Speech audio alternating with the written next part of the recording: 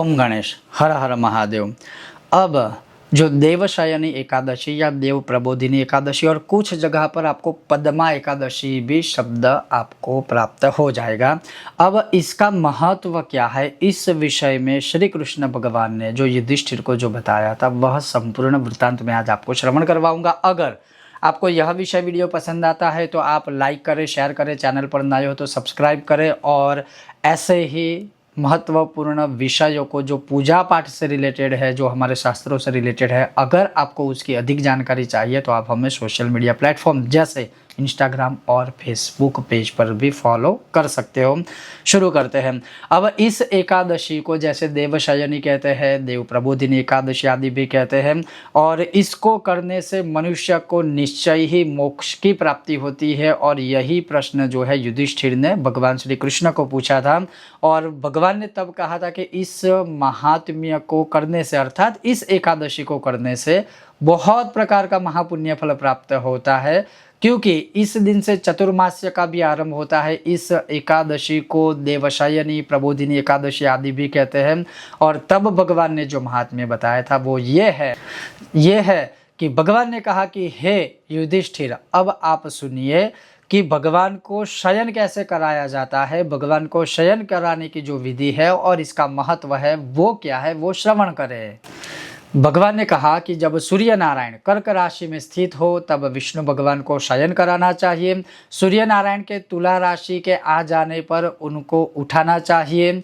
और लौंद मास अर्थात अधिक मास जब होता है तब यह विधि वैसे ही होती है जिस प्रकार से इस अधिक मास के बिना हम करते हैं।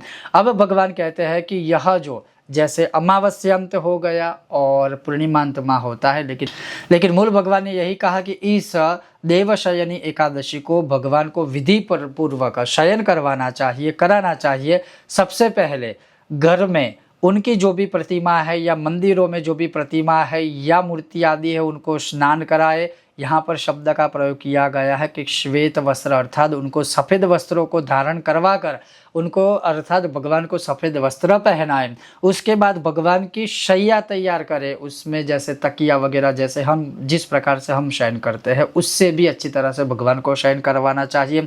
फिर भगवान को शयन करवाने के बाद भगवान के आगे धूप प्रज्वलित करें, भगवान के सामने दिया प्रज्वलित करें, और शास्त्रों के ज्ञाता जो भी ब्रह्मदेव है, ब्राह्मण देवता है, उनको बुलाकर भगवान के लिए आप स्तोत्र पाठ करवाइए। जैसे विष्णु सहस्त्र का पाठ करवा सकते हो, भगवत गीता का पाठ करवा सकते हो, मंत्र जाप आदि करवा सकते हो, नारायण कवच का पाठ आदि करवा सकते हो। और फिर भगवान को प्रार्थना करनी है कि देश काल के अनुसार हे प्रभु हरि, हे प्रभु नारायण, मैंने आपको शयन करवाया है और यह यथाशक्ति विधि विधान किया है, उसका आप स्वीकार करें और शयन करें। और फिर लिखा है कि भगवान को जब ये स्तुति करते हो तब कहा जाता है कि हे भगवान, मैंने आपको शयन कराया है, लेकिन आपके शयन से संपूर्ण विश्वास हो जाता है। मेरी आपसे हाथ जोड़कर विनम्रता से प्रार्थना है कि जब आप 4 मास तक शयन करें तो मेरे चातुर्मास्य का व्रत को भी निर्विघ्न तरीके से आप पूर्ण कराइएगा।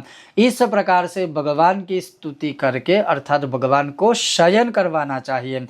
उसके पश्चात भगवान से इस प्रकार से प्रार्थना करके देवशयनी एकादशी भी आप कर सकते हो। और ऐसा करने वाले को निश्चय ही, निसंदेह भगवान विष्णु जो है वह पूर्ण कृपा प्रदान करते हैं, धर्म अर्थ कर्म मोक्ष चतुर्विध पुरुषार्थ प्रदान करते हैं, सभी यज्ञों करने का जितना फल प्रदान करते हैं, सभी दान करने जितने का फल प्रदान करते हैं।